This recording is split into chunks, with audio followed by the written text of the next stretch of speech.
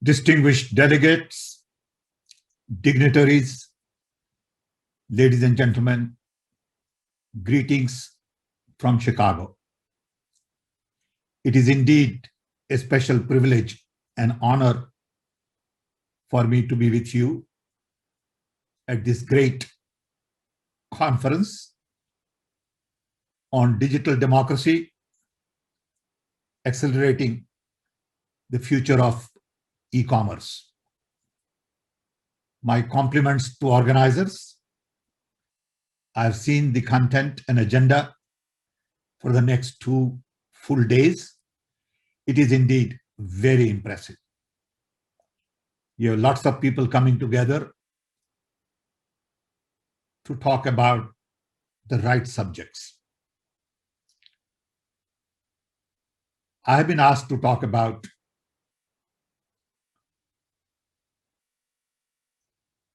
basically on hyperconnectivity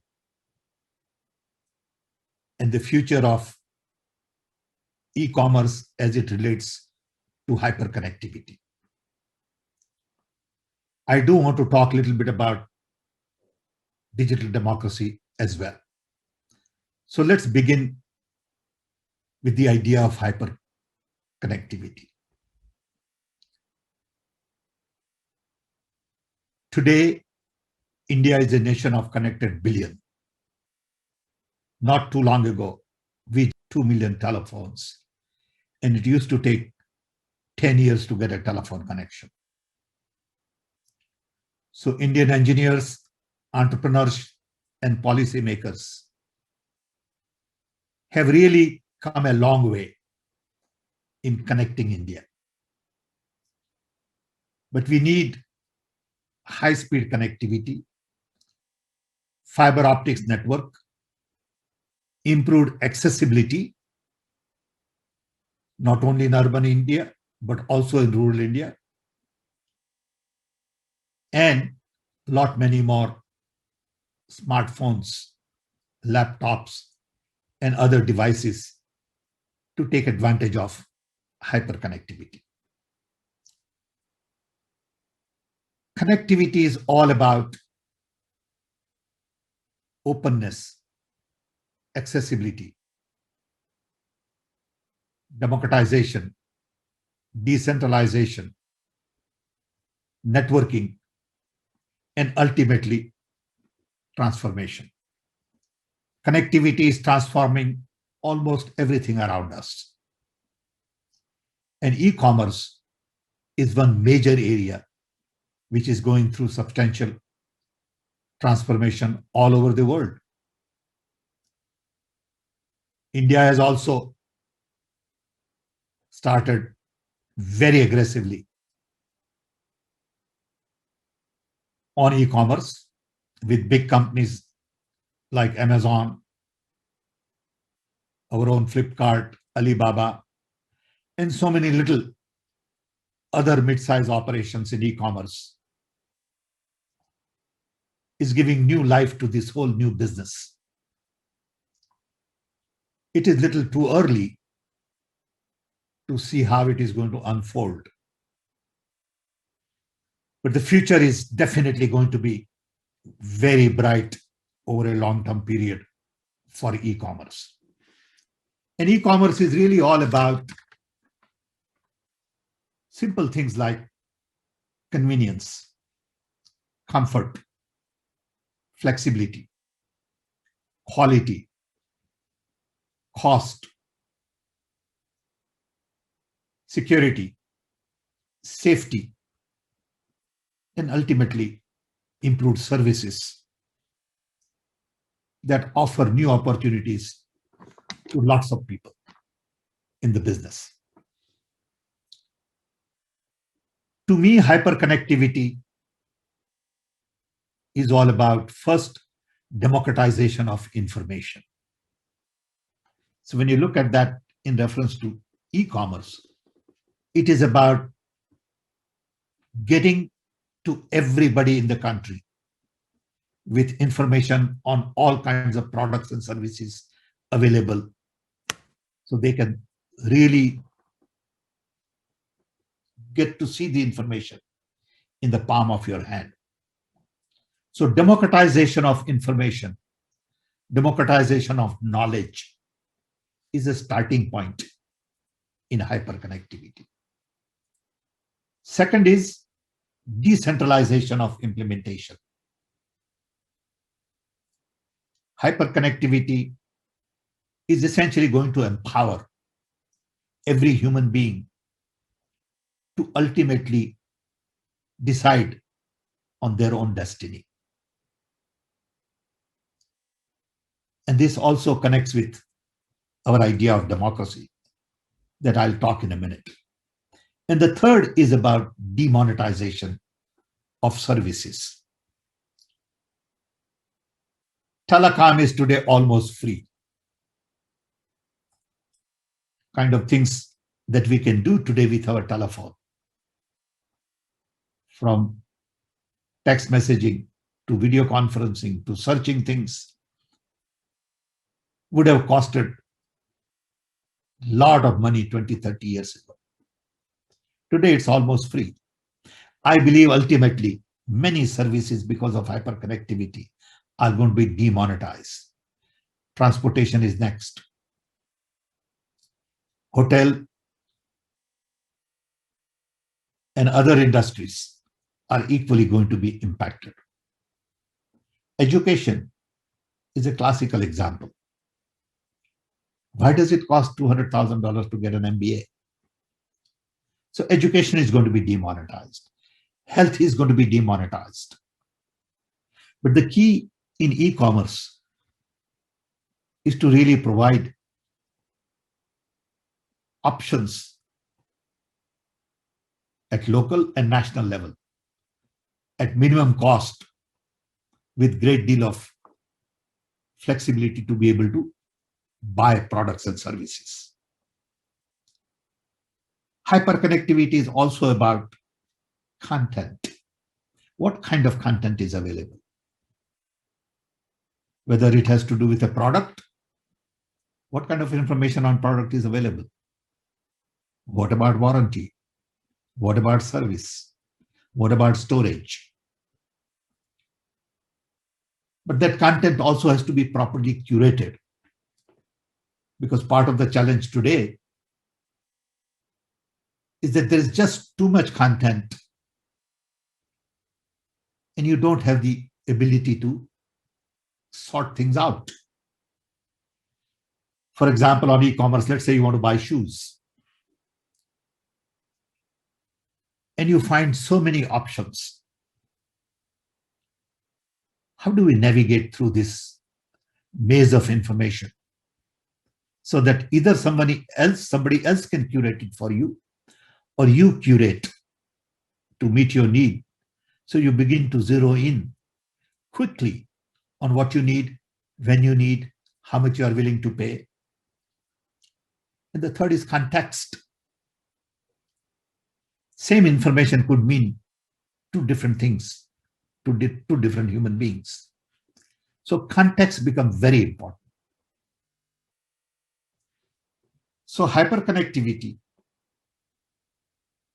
is the key to better e-commerce. The issue today is that we are using hyperconnectivity to do the same things we have been used to doing, as opposed to asking a very fundamental question. What is that we can do with hyperconnectivity that we have never done before? Hyperconnectivity is not just about improving productivity, efficiency, reducing cost, providing better services, but it is about doing things we have never done before. And that knowledge is going to be critical in e-commerce. We all know that analytics, big data, machine learning, all of that is getting more and more importance in every aspect of e-commerce and many other activities. Just yesterday, there was a big news that Facebook had a huge outage. WhatsApp, Instagram, and other services are not accessible for a long time. And I started thinking about the impact of all this on e-commerce. I'm sure he had huge impact for that short period of time. But the message from all that, to me, is that we definitely need decentralized model of development. Maybe we need decentralized social media. And when you look at that, you begin to realize that part of the problem in social media, as it is today, is unauthenticated behavior. People who get on it, they're not real.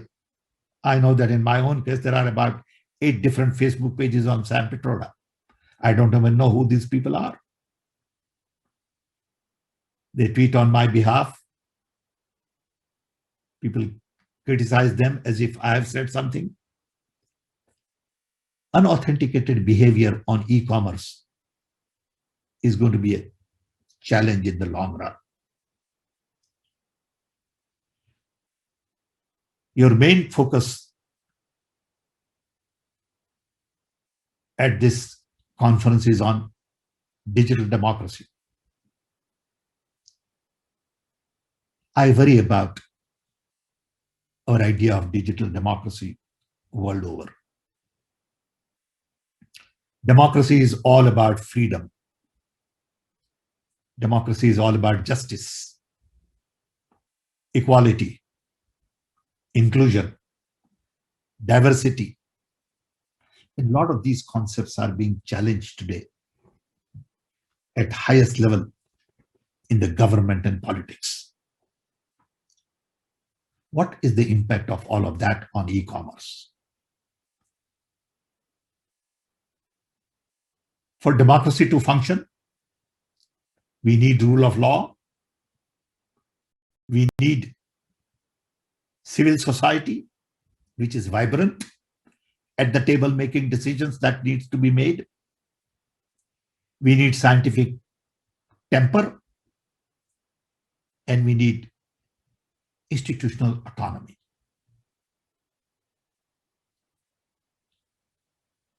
If we can't provide these things in a regular democracy, digital democracy is going to be very difficult to implement. Digital democracy is not about identifying everybody, tagging everybody, tapping everybody, and then trying to control everybody, intimidate people. Digital democracy is about flexibility. And you want all of that to be translated into e-commerce.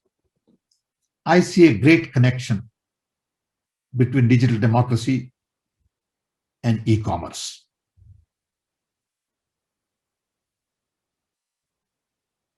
Take an example.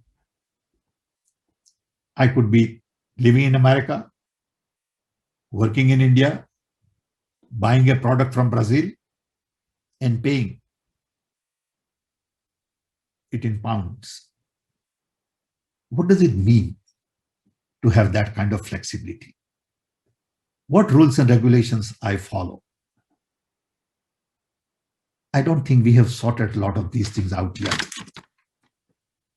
But when I look at the future of digital e-commerce, I find that we all seem to follow a Western model. We believe Amazon model is the model to copy, to replicate, to expand. Alibaba is a model that we want to follow. We have seen in India growth of local models, local companies. But I personally believe the future belongs to decentralized e-commerce. What it means is smaller markets addressing a specific target group of people,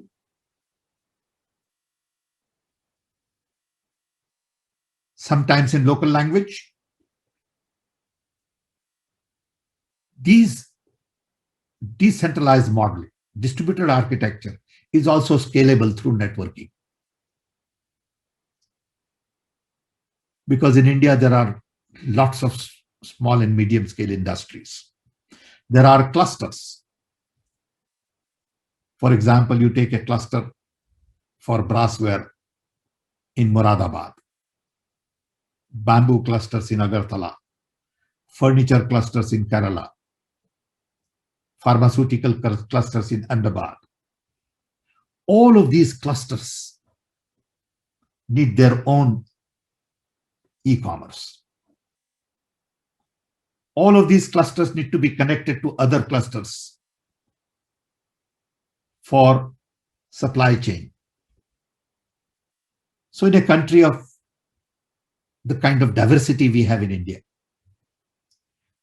I would like to encourage a decentralization model, which is looking at scalability through network,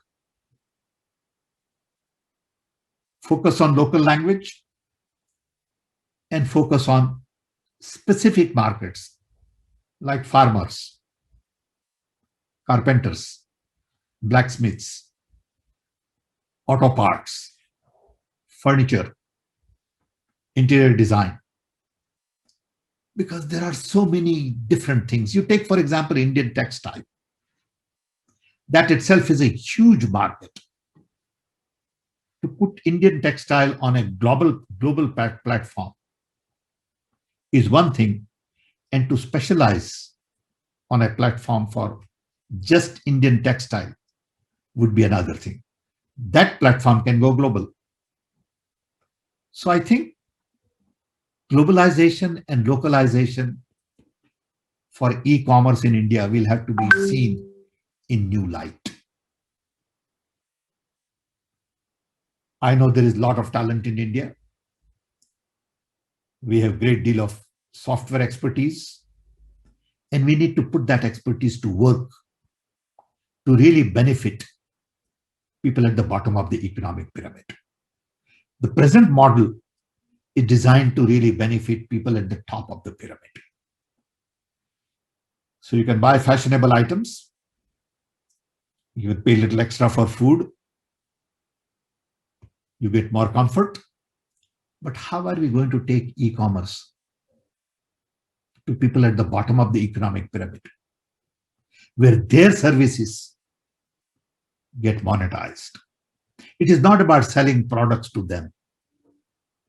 It is more about giving opportunities and income to them through e-commerce to really improve income and quality of life for them. This is a major challenge. I don't think we have given enough thought to it. Unless and until we improve income of the poor and systematically shift income from urban to rural, we are not going to be able to lift millions and millions in India from poverty. I worry about the present model because present model is clearly focused on high-level items, urban population, richer group of people, and fancier products. The challenge is going to be able to take a decentralized model in local language to really give opportunities to poorest of the poor. On one hand, we have lots of talent. On the other hand, you can't find talented people. I know it is difficult to find a carpenter in India, a welder, a plumber. And it is not just a challenge of training them. It is also a challenge of connecting them to the right opportunities at the right level to really enhance their income. Another area that I'm concerned about is the payment. Again, we have taken the Western model of payment, where there are lots of gatekeepers. Credit card is a classical example. When you pay with credit card, somebody out there takes 1, 2, or 3% commission without adding much value. All payment networks are designed to take a cut. And for poor people, every bit of commission means loss of income. So when government gives me 100 rupees bill, government basically says 100 rupees will remain 100 rupees no matter how many times you use. In payment system today, 100 rupees bill, if I use, it becomes 98 because somebody has taken 2% commission. That 98, if I use again, it becomes almost 96. This model is okay for the people at the top of the pyramid. This model needs rethinking for the people at the bottom of the pyramid. What does it mean? It means introduction of digital payment of a different type, which does not lose its value, nor it is speculative, like Bitcoin. What is it? Today, everybody is into Bitcoin or its equivalent, cryptocurrency. But cryptocurrency has several disadvantages, mainly speculation, stability. Government is the only one who can provide stability to financial market in a country through proper intervention at the right time, at the right place. And as a result, payment also needs new thinking. Security is another big challenge. What happens with all my data? How it is being used? In India, safety could be a concern too in e-commerce. When someone comes to deliver something to me in remote area at my home or in a congested area in urban cities, how secure that delivery is? How do I trust the person? These are all very complex issues which require a lot of thinking. And there are a lot of opportunities in addressing these issues. So if I was to summarize, I would say we have made a great start in e-commerce in India. We have a long way to go. We are in early stages of e-commerce for a country of 1.2 billion with the kind of diversity we have, not only in culture, but also in trade, in lots of different capabilities.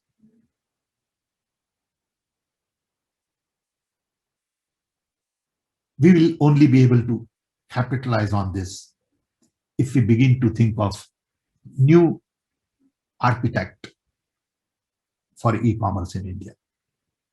New architect that focuses on SME, that focuses on unorganized sector, labor in local language, with clear understanding of improving income of the poor.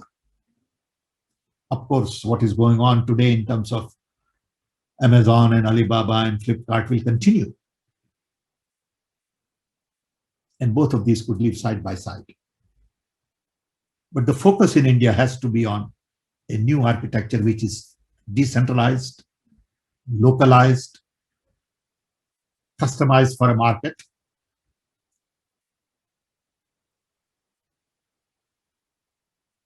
And I'm convinced that Indian innovative talent will explore these new frontiers and come up with ideas and products needed for the Indian market. Indian market is unique. Indian jewelry is unique. Indian dresses are unique. Indian textile is unique. Indian traditions are unique. And I'm convinced that the Western model needs to be really looked at very carefully before we begin to scale nationwide for everybody. Our journey in e-commerce has just begun. Next decade will tell us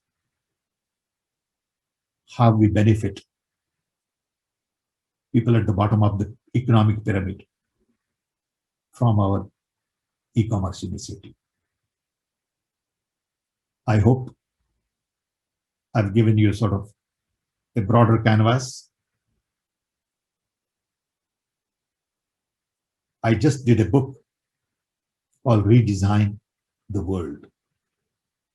That book focuses on the fact that world was last designed after World War II, led by US, which gave birth to UN, World Bank, NATO, WTO, GDP, GNP. That design was based on democracy, freedom, human rights, capitalism, consumption, and military. That design is essentially obsolete because of hyperconnectivity. We need a new design. We need a design that is focusing on planet and people. I think e-commerce in India would also have to focus on planet and people. We have really not taken care of our planet in the last 40, 50 years. Pollution has increased. You know that water is going to be a scarce resource. People are not treated equally. Like in US, we have Black Lives Matter. In India, we have Dalits. And we need to build inclusive models. So if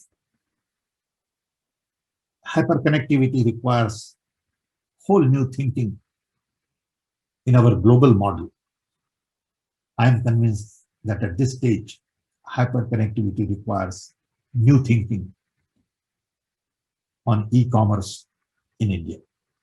Thank you.